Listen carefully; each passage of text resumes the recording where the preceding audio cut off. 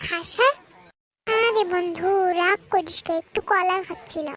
আমাকে বলবি না যে দুইজন মিলে খাই? আরে বন্ধু রে, মাফ করে দে, বাদ দে। আচ্ছা লে, মাফ করে দিলি। আচ্ছা বন্ধু, তোর খবর কি? এই তো ভালোই আছি। তাই নাকি? হ্যাঁ রে, ভালোই আছি। হ্যাঁ রে, তুই হা করে আছিস কেন? সকালে ব্রাশ করিসনি নাকি? মুখ থেকে গন্ধ বেরোচ্ছে।